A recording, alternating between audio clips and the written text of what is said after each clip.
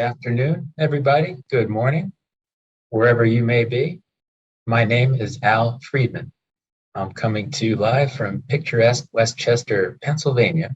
And on behalf of Global Genes, it's my distinct pleasure to welcome you all to our session called Redefining Resiliency, Building a Coping Toolbox as a Parent or Caregiver. Thank you so much for taking the time to join us. And our first speaker is my friend and colleague, all the way in California, Nikki McIntosh, a creator and founder of Rare Mamas. Take it away, Nikki, and thank you for joining us. Thanks, Al, and thank you for having me. Global Genes has helped my family tremendously through the years, and so I'm very honored to be a part of the summit. I'm Nikki McIntosh, and I want to welcome you to the Caregiver session. I'm so glad you're here. Before we dive in, I'd love to tell you a little bit about my background and my passions. So next slide, please. I am a parent of a child with a rare disease. My husband, Tony, and I have two boys, Mason, who is 11, and Miles, who's 9. When Miles was 18 months old, he was diagnosed with a rare neuromuscular disease called spinal muscular atrophy, or SMA for short. SMA is a degenerative disease that causes muscle weakness and robs people of their ability to walk, eat, and even breathe. My son's diagnosis was the hardest thing I've ever experienced. I was overcome with sadness, rattled with fear, and overwhelmed with all there was to learn and do. Over time, I gained my footing, but going through the journey with Miles really pulled on my heart, and I just kept thinking about all the other rare parents on this rare disease road and how frightening and isolating it can be. I wanted no other mother to brave this journey alone, so I created Rare Mamas, a resource, community, and podcast for mothers of children with rare diseases. Though our children's diagnoses may be different, we're all part of this rare experience, and we share a lot of common feelings, and we face common obstacles. And together, I believe we can support each other and lift each other up. So it's become my passion to help other rare parents, and I'm thrilled to be a part of this session. So today I'm going to talk about what I've experienced and what I've discovered about caregiving from my own firsthand experience and from being in community with other rare parents through Rare Mamas. Next slide, please. I often liken the rare patient and rare caregiver journey to that of a boxer in a match or a fight. And let's just call it what it is. For many of us, it's the fight of our lives. It may be the hardest thing we've ever gone through or will go through. And it's challenging for many reasons. For many of us, it was unexpected. We're forced into a fight we didn't ask to be in, and we didn't see coming. And second, we're thrown into a ring without any special training or preparation, and the learning curve is steep. And third, it's an unfair matchup. Many of us are dealing with life-threatening illnesses and facing unimaginable possibilities. We're standing in front of a significant opponent. And before we even had time to process all the emotions surrounding being in the fight of our lives or to prepare for them, we're off to fight the fight. Rare diseases by their very nature throw us into crisis, chaos, and confusion. And we're often forced into a very reactionary fighting mode. So out of the love of our child or our family member, we start fighting with all our hearts. And now believe me, fighting with heart, passion, one of the most important tools for a boxer. It's that fuel that comes from deep within, and it's powerful. But it's not the only tool that's needed for a successful fight. In fact, fighting with just our hearts will only fuel us for so long before our bodies can't keep up. And if we just come out swinging just all heart, we're going to run out of stamina. And we're going to feel the effects mentally, physically, and emotionally. So like any good fighter, we need other tools in our toolbox. First, we need to get our mental game strong and be in the right frame of mind to take on this fight. Next, we need a strategy. Fighting isn't just a test of strength and heart. It's a battle of strategy and tactic. And last, we need supports. Every successful fighter has a good corner, as they call it. In fact, they say a good corner is critical because fighters need an outside perspective. And we all need people on our team who are going to wipe away the sweat and encourage us to keep going.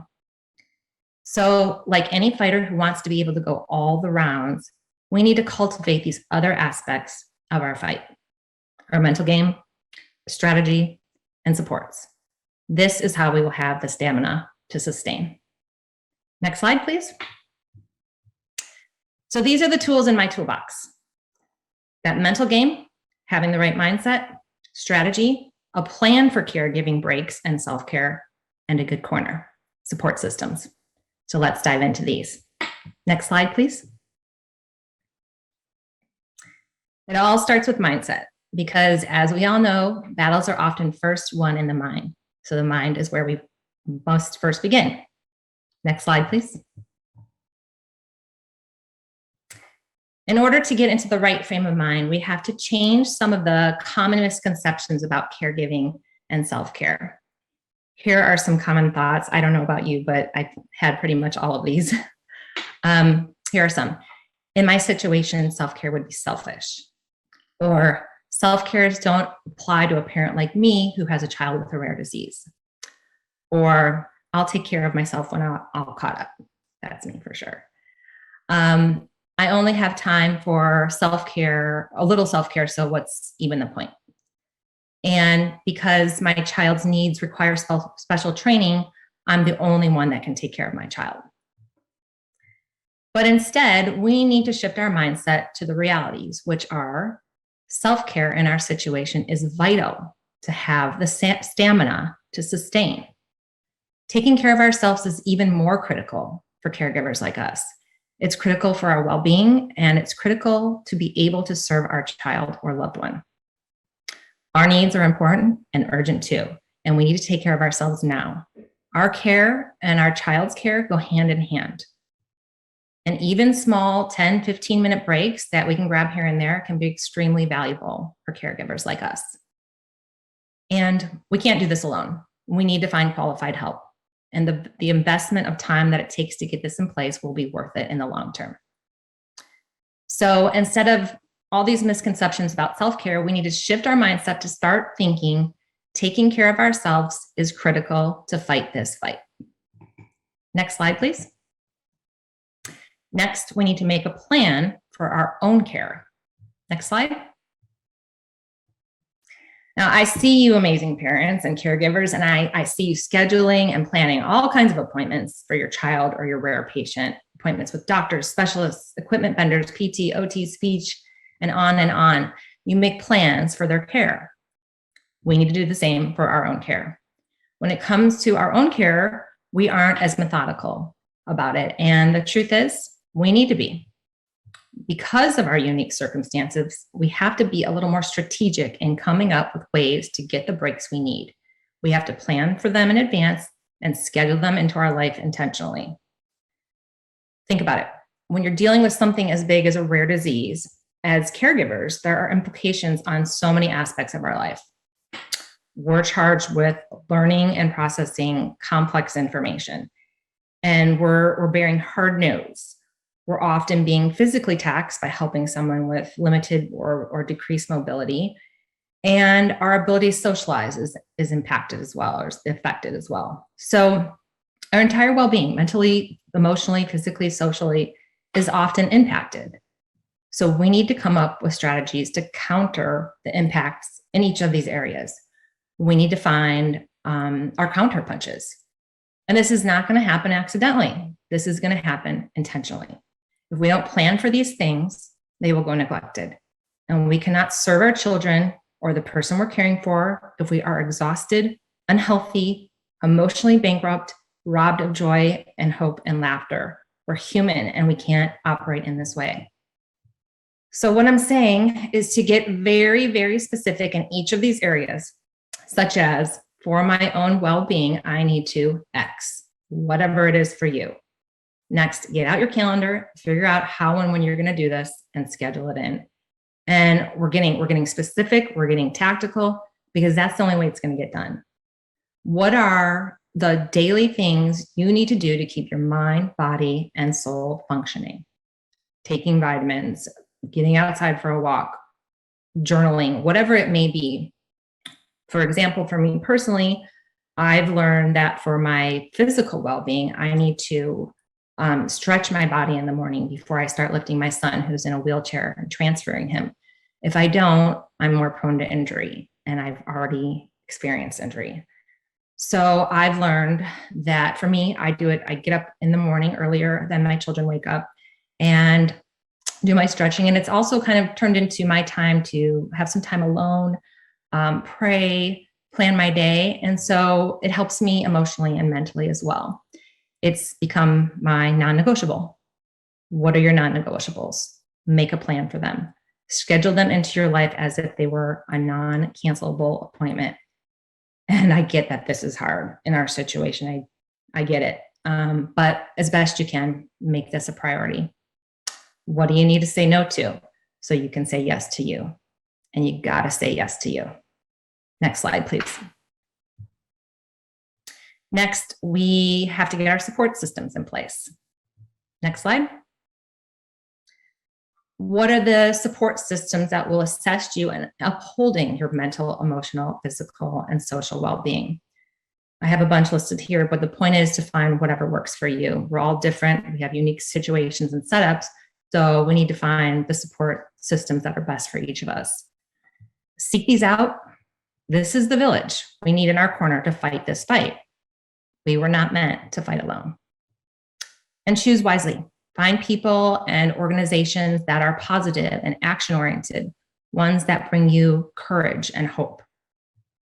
And one last thing you need to bring to this fight is you. Whatever makes you, you. Sometimes it feels like caregiving requires us to abandon who we are. No, instead, bring exactly who you are to this. Bring your gifts and your talents and your strengths. If you're a humorous person, bring your humor. If you are creative, bring your creativity. If you have strong faith, bring your faith. If you're organized, bring your organizational skills. Bring exactly who you are and what you have to offer to this fight so you can thrive as a person. Next slide, please. And in closing, I just want to commend you. You're fighting such a good and worthy fight.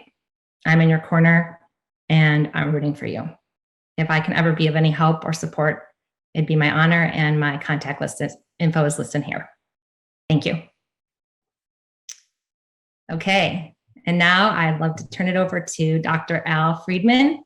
I've personally learned a lot from Al over the years, and I know you're going to as well. So take it away, Al. Thank you, Nikki. That was a wonderful presentation, and I'm grateful for the tips, and I share in your journey of fighting the fight of our lives. Those aren't words that I've used before, but they certainly apply. Thank you. Thanks, Al. My name is Al Friedman. I'm pleased to be here, honored to be here. And I have two hats. First, like Nikki, I'm the father of a young man with spinal muscular atrophy. And second, I'm a practicing psychologist, and I specialize in working with families affected by rare diseases and complex medical conditions. I facilitate support groups for different rare disease advocacy organizations and consult with industry as well on how best to connect and support our rare disease families. It's my pleasure to be here today. My son Jack was diagnosed with spinal muscular atrophy in 1995 with type 1 SMA and was given a year to live.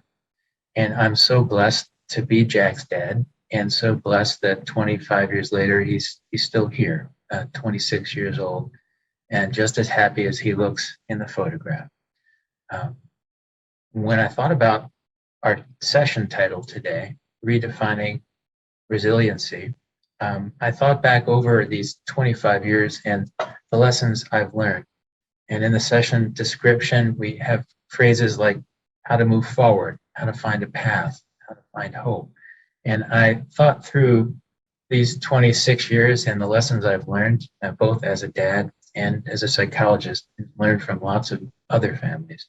And I thought back to the very first week of Jack's diagnosis when we were told we wouldn't have him very long.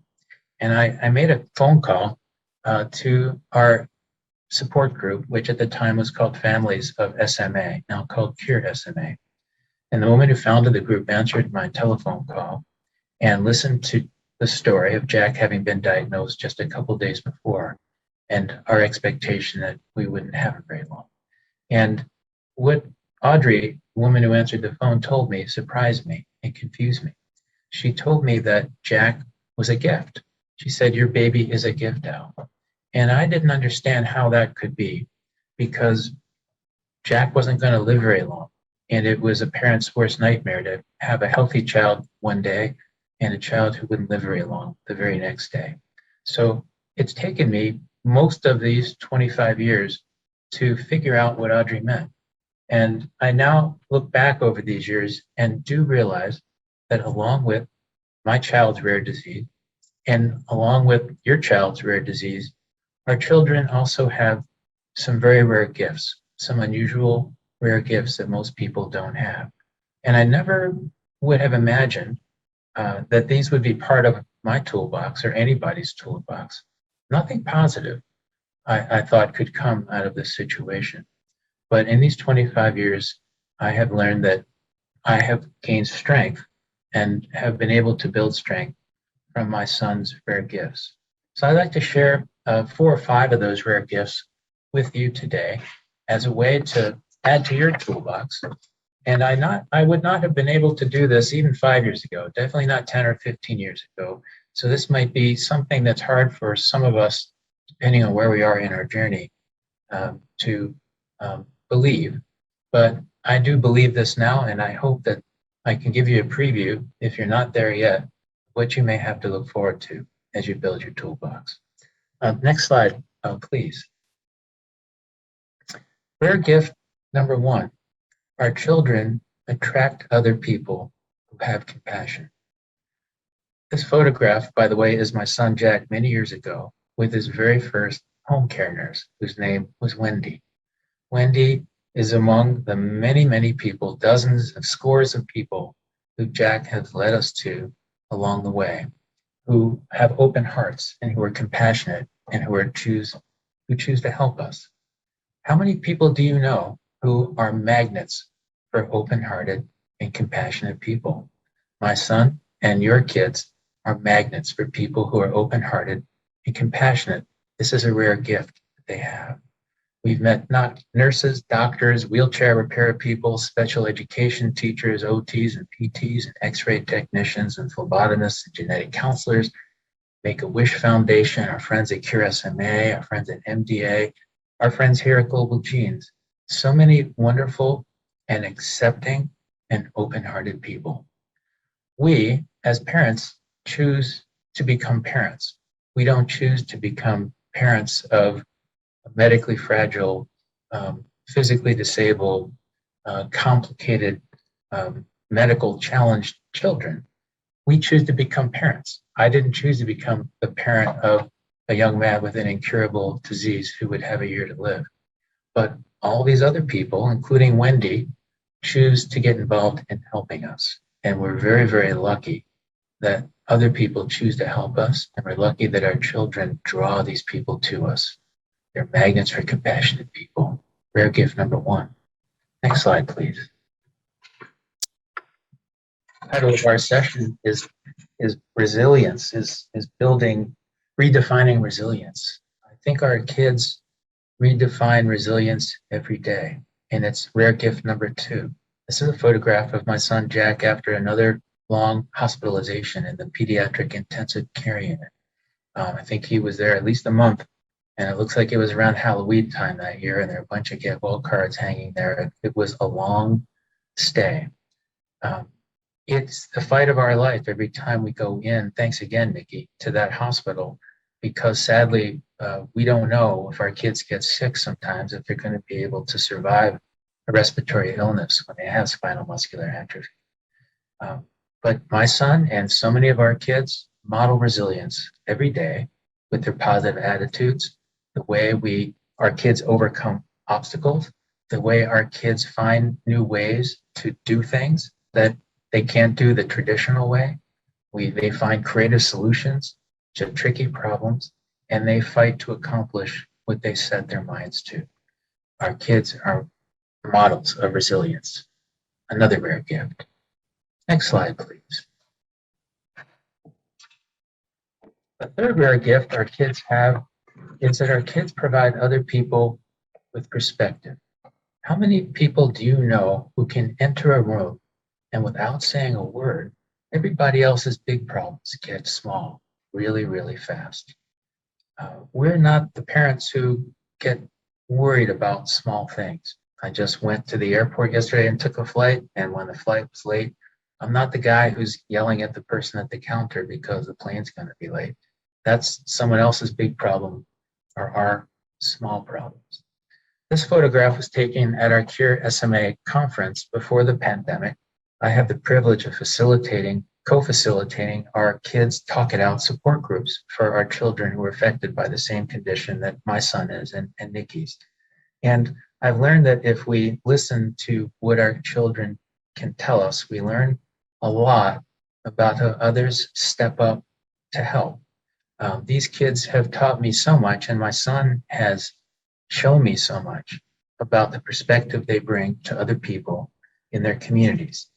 These kids talk about people building them wheelchair ramps and setting up accessible bedrooms for them, big things that people do to step up.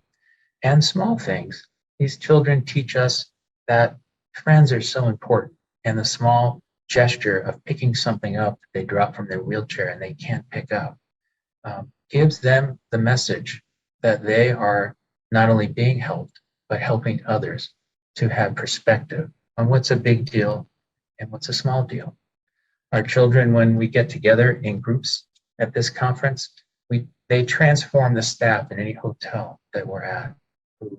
They bring out the best in the people wherever they are and provide others with perspective wherever they are. That's a rare gift our kids have, to provide others with perspective. Next slide, please.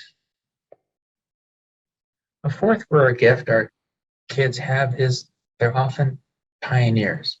This is an unusual photograph of my son Jack at his special camp, Pennsylvania event camp for kids who are ventilator dependent, and he's going down a zip line. You know, when you send your kid to camp and you sign the consent forms, they don't tell you about all the activities they're going to do. This photograph and a video of my son with his ventilator hanging from the zip line was extraordinary to me. Jack has been blazing paths for others to follow for his whole life.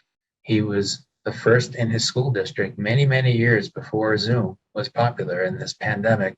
He was the first to do remote learning from home so that when he was sick or the other kids were sick, he wouldn't be exposed to their illnesses.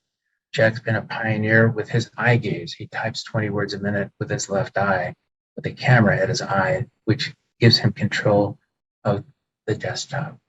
Our kids are pioneers in so many different ways, and the kids that go to this camp do the zip line, the rock climbing wall. They do art and painting, and they dance, and they play soccer and other sports. My son has been a pioneer by having a part-time job at a school. And our kids now, in this new age of rare disease, are pioneers by participating in clinical trials. It takes a lot of courage for a child and a family to try something that hasn't been proven to work. And now many of our kids and families are sharing their rare gift of being pioneers by trying new medications that may help them, may not help them, but by trying, they're helping others as well. Our kids are pioneers. That's rare gift number 4. One more slide, please. Rare gift number 5. Whoever path our kids cross, they bring out the best in everyone. This is a photograph of my son's class in 8th grade. The last class picture that was taken for him and the group at school, middle school. Our kids in his school district, just as you see in the photograph, Jack brought out the best and still does in the people around him. They're surrounding him in this picture, and they surrounded him with love every day when he went to school. Our kids bring out the best in everyone. It's another rare gift in our communities, within our families, within our schools, within friend groups, even perfect strangers, and with other kids who invited Jack to the prom, who include him still in many activities in the community. Our kids bring out the best in everyone. And I'd also add that my son has brought out the best in me as a dad. Next slide, please. So I now, all these years later, have redefined resiliency in my own toolbox to add to the toolbox that I had along the way with these rare gifts that come with the rare disease. And now these years later, I do understand what my friend Audrey meant when she told me my baby was a gift. Your children are gifts as well. Every one of us is lucky to have our kids, however long we have them, and whatever the challenges may be. They teach us a lot, and they have helped me to redefine resiliency. Thank you so much for listening, and I'm now going to shift gears and turn our presentation to Becky Sansbury, a colleague and author. Becky, thank you for joining us. Thank you so much, Al. I have been sitting in my office in Raleigh, North Carolina, so touched and moved and enlightened by everything that you and Nikki has shared. I come to this summit as a guest and as a bit of a hybrid, you might say. I do not have a rare disease child, nor do I have a rare disease adult patient for whom I'm caring. But I am the hands-on solo caregiver for my 98-year-old mother. And overlapping the 5 years that she's been with me in my home, 3 of those years, I have also had back in my home my daughter in her mid-30s, who became so ill that she had to leave a very promising career and a home across the country and move back to her middle school and high school bedroom across the hall from her mother so we could work at going on this diagnostic odyssey that I know so many of you as presenters and attendees and participants have been on, you're currently on, you may always be on. And in that world, I find myself so drawn to you and to the resilience that you show.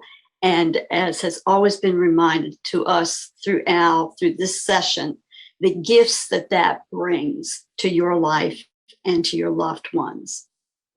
For my daughter, Anna, we found that her conditions, multiple conditions, were hard to diagnose and they weren't on the standard radar. But she's a bit different in that she does have syndromes that have names and have treatment plans. She will always be involved in treatment plans. And it took 5 years to get there. So I consider myself a hybrid.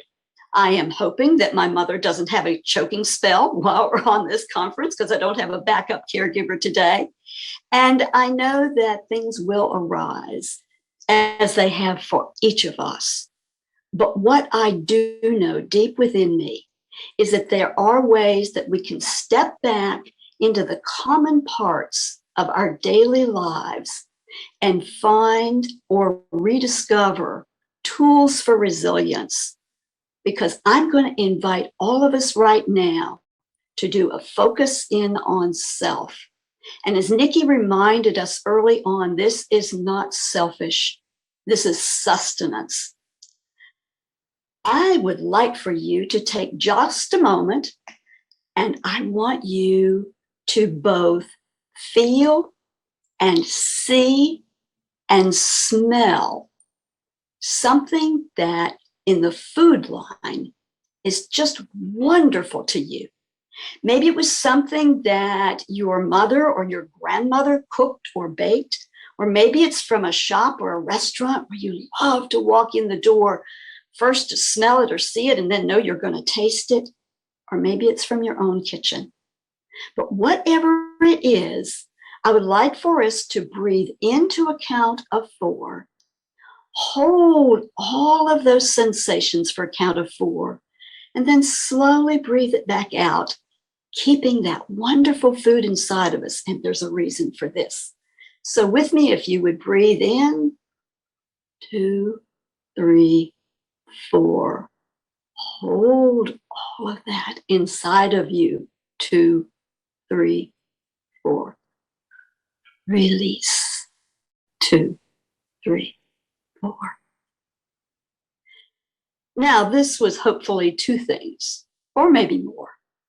One, that you had that moment to just take a moment.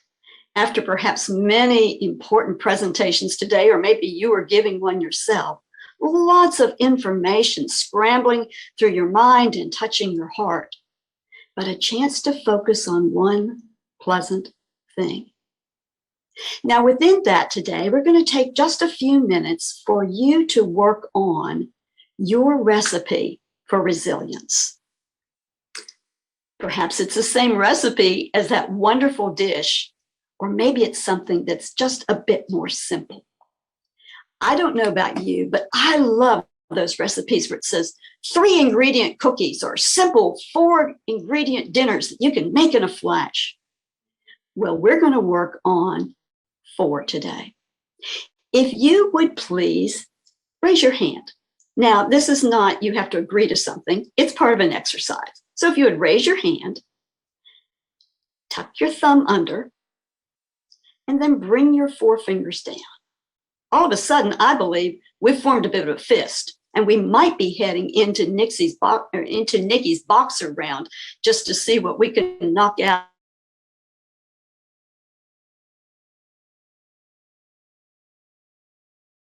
To find ourselves working with the recipe. So here we go. Finger number 1, first ingredient, comfort. Finger number 2, control. Ooh, how on earth we have control? Finger number 3, community. Certainly heard that referenced. And finger number 4, connection to things that are bigger, more impactful, and last longer than any of us do. Now let's take a step back and look at each of those basic ingredients, because, you know, with a recipe, you get the basic ingredients and then you customize it for you. Comfort has gotten a really bad rap in our society of doing a lot of work and being stoic and pushing forward, and there's nothing wrong with those qualities. But it is very important to remember that the simple comforts that do indeed satisfy us in normal times may very well sustain us in times of stress, distress, and chaos. I'm going to say that again. The simple comforts that satisfy us in normal times may sustain us in times of stress, distress, and chaos. Take just a moment as you're putting your recipe for resilience together and think about those day-to-day things that may pass right by you because they're so common, but they're so important to you. A quick way to define this would be to go to your senses. What tastes good to you? What's a pleasant smell? What sounds do you like to hear? A vision that you like to see, or even something soft and pleasant to your skin. You know, when lots of us were going to offices and places of work outside the home, we could hardly wait to get home to put on those old jeans or that soft beat up sweatshirt or our broken down tennis shoes. Well, if you think about this with those simple things in life, taking a moment to not only make sure we include them in our lives or people that we are trying to help support their resilience, but we need to savor them. How often have you had that great cup of coffee in the morning and you just bolted it right down? When if you could just take the same amount of time and take those first couple of swallows and really taste it. Let it roll around in your mouth a little bit. Let it go down your throat. Feel it, sense it, taste it, smell it, And all of a sudden, believe it or not, that is one of your special parts of your personal recipe for resilience. Now, it's important to know, what do you really like? Or if you're supporting someone else, what do they really like? I spent many years as a chaplain in medical agencies and situations, and I learned something very fast in the intensive care waiting room. Excuse me, and that is this: never bring a chai latte to a black coffee drinker. They may appreciate your effort, but as soon as you're gone, that drink is going down the drain. So for yourself and others, make sure you know what brings you comfort and what brings the other person comfort. Now, as we think about control, here I am. I've got a tickly throat. I'm on a big conference. A little bit of control is having that water glass close by. One of the things that happens when you have large circumstances, like caring for someone with a rare disease, is that indeed the image of overall control gets blown up, thrown out. And some days, as Nikki has said, you can plan, and the plan doesn't work. But it's better than having no plan at all. What I encourage all of us to do is to look for those slivers of control, as that second ingredient in our recipe is finding the places in life that are important to us, most important, that if it involves the use of time, the use of energy, the use of our resources or our personalities, that we find those slivers of control where the overall picture may be falling apart or we may be stressed beyond belief. But if, like, you're baking up this pie and you can't do the whole pie, you can't even have a whole piece. But if you can have a sliver or a forkful to know, you know what, I got this bill paid, I got this appointment set, or I got my child to this meeting. Recognize for your own validation that you have exhibited control. Second element. Third element, community has been referenced so often. And we have those obvious communities.